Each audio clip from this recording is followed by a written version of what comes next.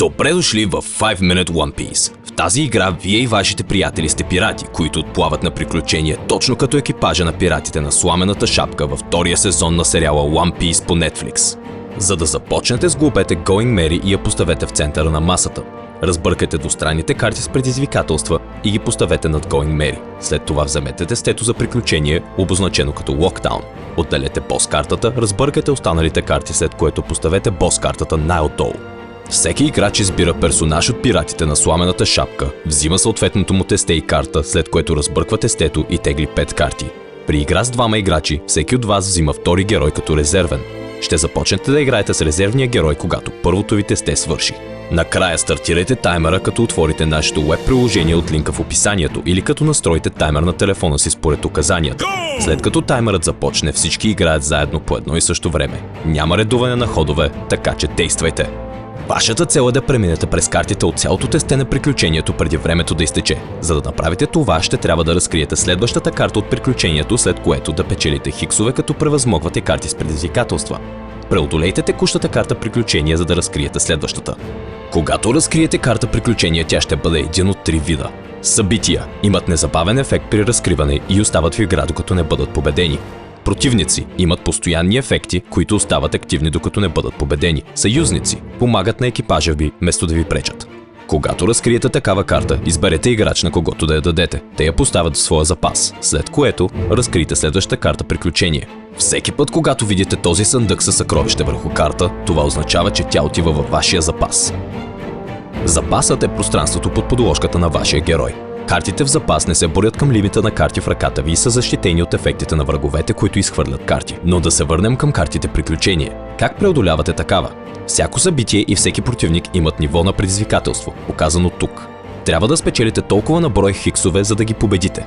В тази игра трябва да печелите хиксове чрез превъзмогване на карти предизвикателства. За тази цел вашият отбор трябва да изиграе карти върху Going Merry така, че 4 символа на кораба да съвпадат с символите и реда, показани на картата предизвикателство. Картите с символи могат да бъдат слагани от който и да е играч. Ако някога останете с по-малко от 5 карти, теглете от тестето си, докато отново имате 5. Ако видите тези 2 звезди на карта предизвикателство, те могат да бъдат преодолени чрез коя да е двойка еднакви символи. След като символите на кораба съвпадат с тези от картата предизвикателство, вие я премахвате. Сложете я до текущата карта приключение, като разкриете следващото предизвикателство под нея. Вашите карти остават на кораба между отделните предизвикателства, така че същите символи могат да ви помогнат и за следващото, ако имате късмет. Когато до карта с приключение има толкова карти с хиксове, колкото е нейното ниво на предизвикателство, тя е преодоляна.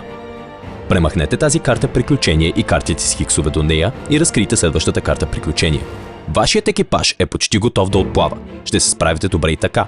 Но какво става, ако попаднете на карта предизвикателство и никой от вас няма подходящите символи? Вашият екипаж разполага с много умения, за да преодолее всякакви препятствия, така че нека да видим какво можете да правите. Прочетете картите на вашите противници. Много от тях имат слабости, от които може да се възползвате. Погледнете и вашите съюзници.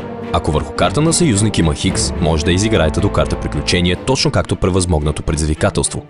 Понякога ще виждате символа на мишена. Когато на даден символ има мишена, имате възможност да преодолеете карта с предизвикателство по нов начин. Вместо да изиграете 4 съвпадащи символа, може да превъзмогнете предизвикателството, като изиграете маркираният символ 2 пъти. В зависимост от героя, с който играете, ще имате един от 3 различни вида карти с символи. Хибридните карти с символи могат да се използват или за горния, или за долния символ на тях. Картите с икона запас могат да бъдат съхранени в личния запас на вашия герой за по-късно. Картите с икона премести ви позволяват да преместите една карта от купчината на Going Merry на друга. Освен собствените си карти с символи, всеки герой има и специални карти с действие с различни ефекти. Картите с действие с хикс на тях се играят до текуща карта приключение, точно като преодоляно предизвикателство. Останалите карти с действие имат еднократен ефект и след като го изпълните, отиват в купа с изхвърлени карти. Всеки герой притежава собствено умение. Можете да го използвате по всяко време, като изхвърлите една карта от ръка. Въпреки всичко, не подценявайте силите на вашите врагове. Ако времето ви изсече или ако вече нямате карти или умения, които може да използвате, 3, 2, 1, no! Тогава вашият екипаж се е провалил в това приключение. Но пиратите на Сламената шапка не се отказват. Нулирайте таймера, подретете отново тестетата си и опитайте пак. А когато победите последната карта от тестето с приключение, вашият екипаж печели. Поздравления! Изберете следващия остров и подредете играта за ново приключение. Успех във вашите предизвикателства!